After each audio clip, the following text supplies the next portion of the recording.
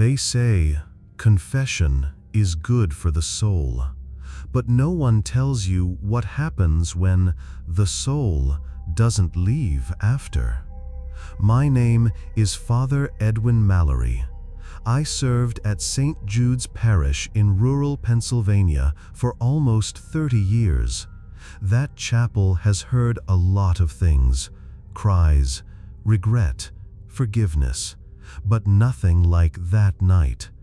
It was a Thursday in late October, cold enough to frost the church windows by dusk. I remember because I had to rub the small heater in the confessional just to get the chill out of the bench. He came in around 9:40 p.m., just after I finished evening prayers. A man in his late 60s, maybe early 70s, tall, wearing a brown overcoat with the collar up like he was hiding. But his hands were bare and trembling. He didn't tell me his name, didn't have to. I recognized his voice before he even started. It was Thomas Brenner, a man I'd seen maybe 4 or 5 times in my life. Always quiet, always in the back pew, never took communion, never made eye contact. He began slowly. "I've done something, Father," he whispered. Something in his voice felt broken, fractured like an old door hinge. I thought I had more time, but I don't. I let him speak. That's what we're trained to do. He confessed to something I won't repeat here, not because I can't, but because part of me still hopes it wasn't true. He wept, he choked, and when I finally gave him absolution, he clutched the screen between us like it was the only thing keeping him tethered to this world. Then, without another word, he stood up and left. I sat in the booth for a long time afterward, just breathing, just thinking. The next morning, I found out he had died. Heart attack, they said, in his car, just a block from the church.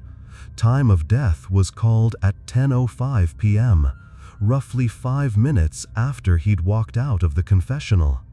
I didn't tell anyone he had come to see me, didn't write it in the parish log, didn't mention it at the funeral. Some things belong to God alone. I thought that was the end of it. It wasn't.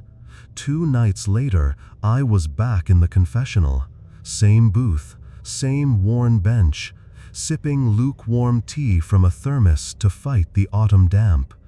It was quiet, only the occasional creak of the church rafters above, the slow, rhythmic tick of the sanctuary clock. Then I heard it. The door to the confessional opened, but I didn't see anyone enter, just the sound, soft, deliberate. I sat still, waited. Then a voice spoke, a whisper. "Bless me, Father." It was him, Thomas Brenner, the exact same tone, same cadence, same words from 2 nights ago. I froze, my breath caught in my throat. "For I have sinned." I didn't answer, didn't move. The voice continued. "I thought I had more time." Every word was identical, word for word, as if someone had hit replay on a cassette tape I never recorded. Then came the weeping, low, mournful, exactly as before, the sound of someone unraveling. And when it reached the part where he had grabbed the grate, I heard it again, a creak. The wooden slats shifted, as if fingers were wrapping around the divider. But the booth was empty. I was alone. I bolted from the confessional, ran to the vestibule. The door was still locked. No wind, no draft, just me. The next day, I returned in daylight. inspected the booth. No signs of tampering, no loose boards. But I did find something. Folded neatly beneath the bench on the penitent's side, a brown handkerchief, stained, initialed TB. I placed it in a drawer and locked it, tried to tell myself it had always been there, that I had missed it the night of his confession, but I knew better. A week later, it happened again. Same voice, same lines, as if his soul was trapped in a moment that kept looping. Every Thursday, same time, 9:40 p.m. I stopped entering the booth after sundown, left the lights on instead, left the door ajar. But sometimes I'd hear the click of that confessional door anyway. Then, one evening, I asked another priest, Father Monroe, to join me. I didn't tell him why, just asked him to sit quietly in the sanctuary while I went into the booth. At 9:39, the church was silent. At 9:40, the door creaked, and the voice came again, perfectly identical, whispered, strained. When it ended, I left the booth, shaken. Monroe stood in the back, eyes wide. He hadn't heard the voice, but he had the weeping, loud, surrounding him, though there was no one there. He wouldn't enter the chapel again after dark. Transferred parishes 3 months later. I burned the handkerchief, hoped that would end it. But the following Thursday, on the pew just outside the confessional, I found it again, neatly folded, still stained, still marked TB. I no longer open that drawer, no longer sit in the booth, but every now and then, when I walk past it, I feel the air shift, cool, still, like something holding its breath, waiting to confess again. Welcome everyone to Nightmare Echoes. Before we start, make sure to like this video and subscribe to the channel. Leave a comment. Tell us where you're from, then what time you're watching this. That way, YouTube will keep showing you stories just like this one. Now, let's begin.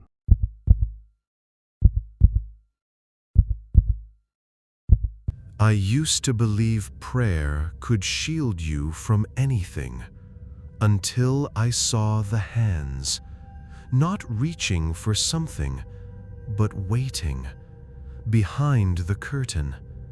It was a Tuesday. Tuesdays are usually quiet.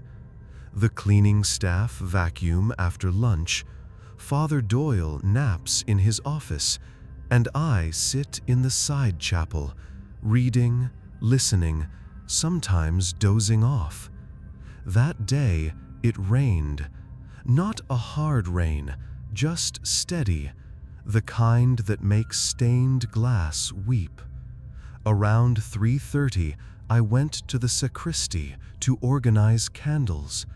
That's when I saw it, the curtain, drawn, in front of the vestry closet, which was strange, because no one ever uses that curtain. We store old vestments and broken chalices back there, and the curtain, thick velvet, has no real purpose. But it was closed all the way across, and the air near it felt different, colder, still, like the room was holding its breath. I stepped closer, paused, listened. Nothing. No rustle, no whisper, just the tick of the old wall clock. I reached out, fingertips brushing the edge of the velvet. And then I saw them. Two hands pressed against the other side of the curtain, palms flat, fingers splayed. They weren't grabbing or pushing, just waiting, perfectly still, skin pale, almost gray, too large to belong to a child, too narrow for Father Doyle. And they were upside down, the thumbs pointed up, like whoever they belonged to was hanging inside. I stumbled back, nearly knocked over the candle cart. My heart didn't race, it slowed, like something deep in me refused to believe what I'd seen. I stepped forward again. The hands were gone, curtain flat, unmoving. I pulled it aside. Nothing. Just folded vestments, some old hymnals, and the rust smell of metal. I didn't tell anyone, didn't want to sound dramatic, didn't want to question my own senses either. But that night, I dreamed about them, those hands, only this time, they were on my chest. 3 days passed, no curtain movement, no dreams. I told myself I was tired, that grief and guilt from the hospice visits had caught up to me. But on Saturday night, it happened again. I was lighting the altar candles for evening mass. The side door creaked open. A breeze rolled in, but not cold, warm, wrong, the kind of warmth that makes you sweat even though the room is quiet. I turned, and the curtain was drawn again, not all the way, just halfway, like someone had stepped out, or was about to. I stood frozen. One candle flickered violently, then stilled. And then I saw something just past the edge of the curtain. Not hands, a head, just the shadow of one, peeking out, then gone. After Mass, I checked again. Still nothing.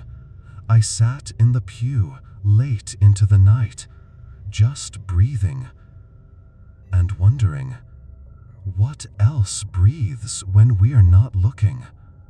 Father Doyle called in sick the following week. I was asked to cover morning prayers, which meant I'd be alone in the chapel before sunrise. Monday, number 5 Bontri Amin, still dark outside. Just the hum of the coffee machine and the slight crackle of the heating pipes. I entered the sacristy, froze. The curtain, gone. Not pulled aside, not tied up, gone, as if it had never existed.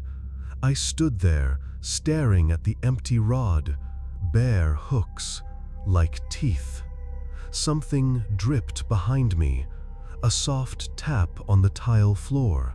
I turned, and there, next to the chalice basin, a handprint, wet, not bloody, just water. But there hadn't been rain, and the vestry had no plumbing leak. I wiped it with my sleeve. It smeared into nothing. I asked the cleaning crew about the curtain. One woman said, "There's never been a curtain there, hun." The others just shrugged. That night, I stayed behind after evening prayers. No candles, no movement, just me, and the quiet ache of knowing something was off. At 9:17 p.m., the lights above the altar dimmed. Not all at once, just one, then another, like someone walking beneath them. The temperature dropped. I could see my breath, and, from the sacristy, a sound. Not footsteps, not breathing, a dragging, like fabric across tile. I opened the door slowly and saw the curtain, folded neatly on the floor, with 2 handprints pressed into the velvet. I brought it home. Don't ask me why. I just couldn't leave it there.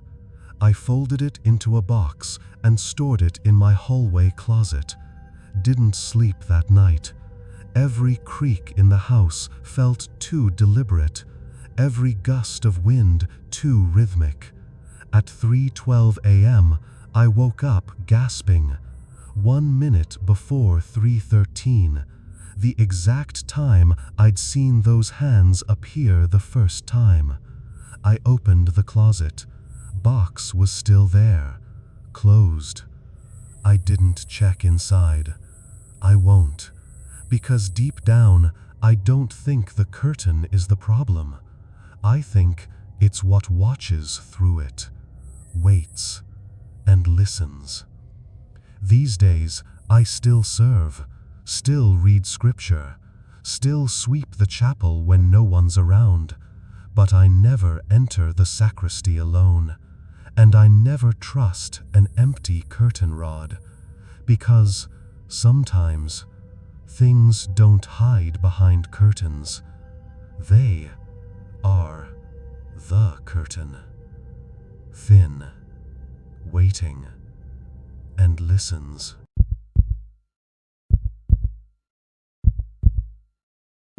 They never used the second confessional after 1996, not because it was broken, not because of rumors, just because.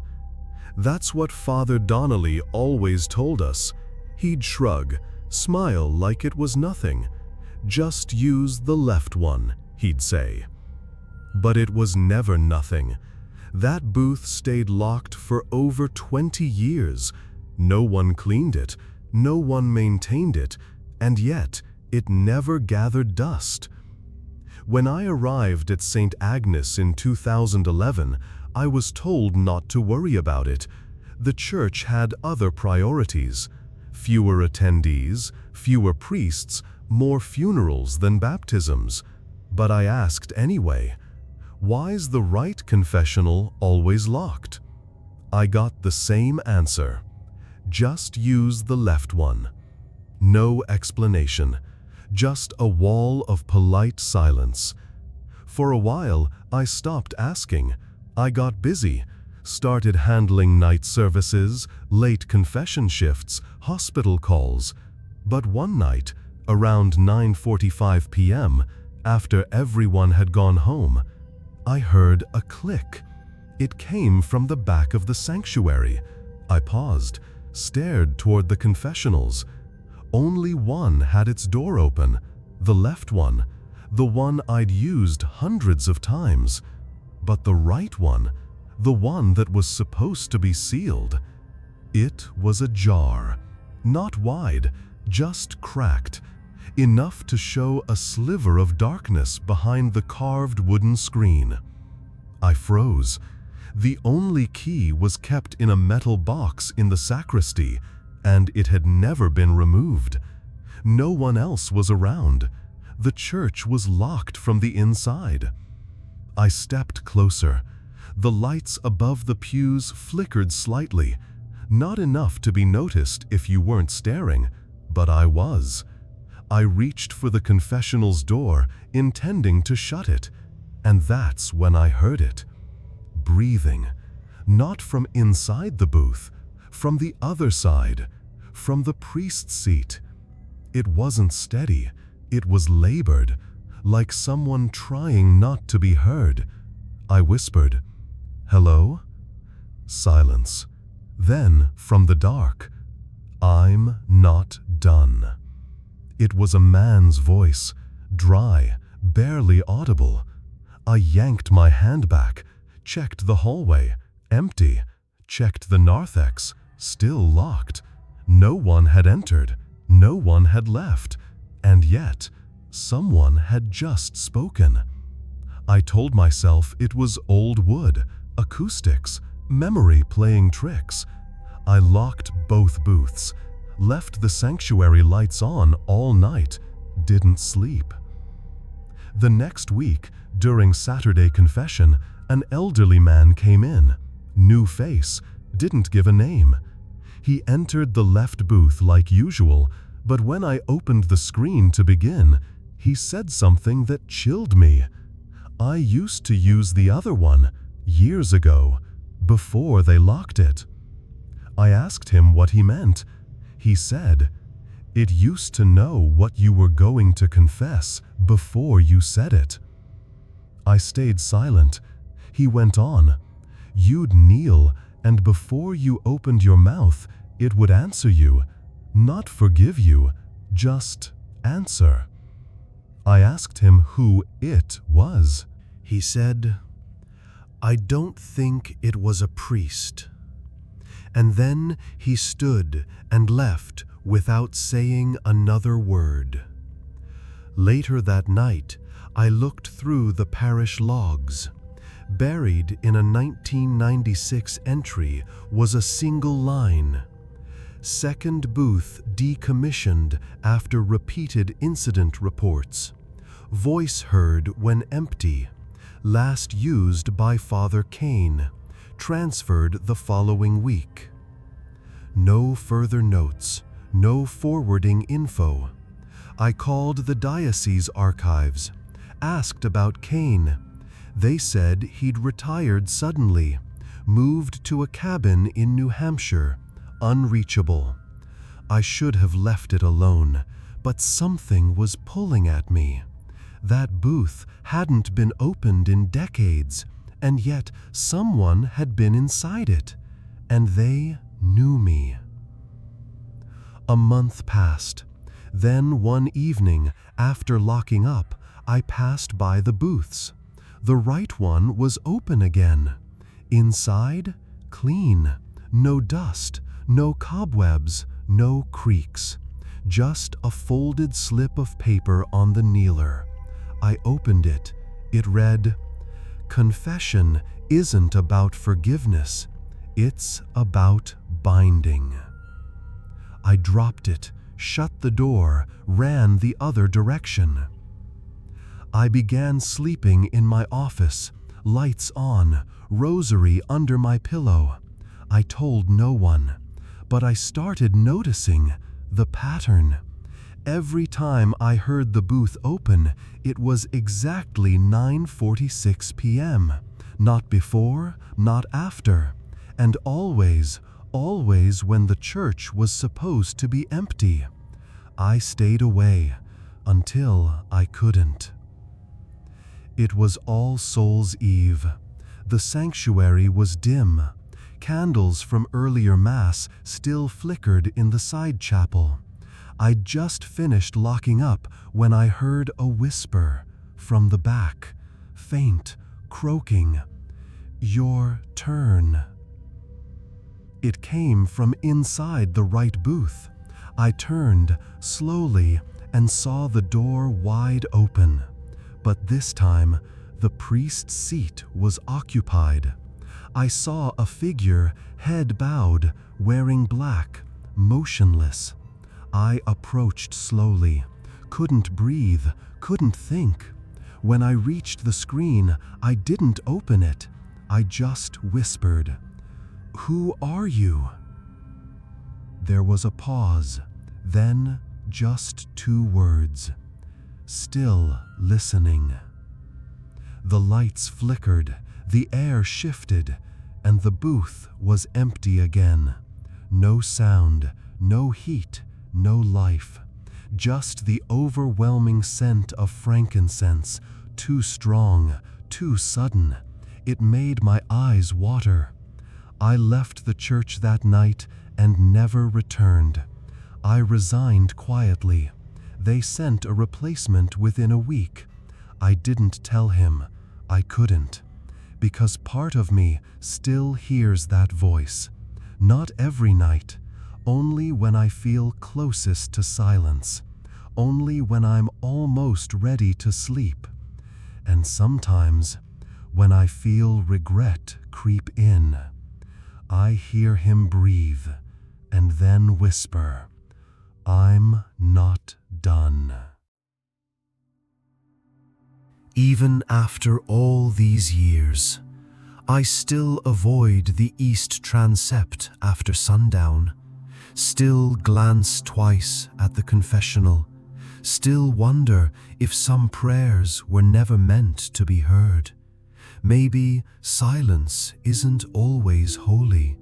Maybe some places echo back. If these stories unsettled you, you're not alone. They still follow me, quiet as a breath behind your shoulder. Thank you for listening to Nightmare Echoes. If this left a mark, subscribe for more whispered truths from those who work closest to the dark. New stories every week, all real, all remembered, and none of them easy to forget. Stay safe out there, and if you ever hear something from the other side of the booth, don't answer.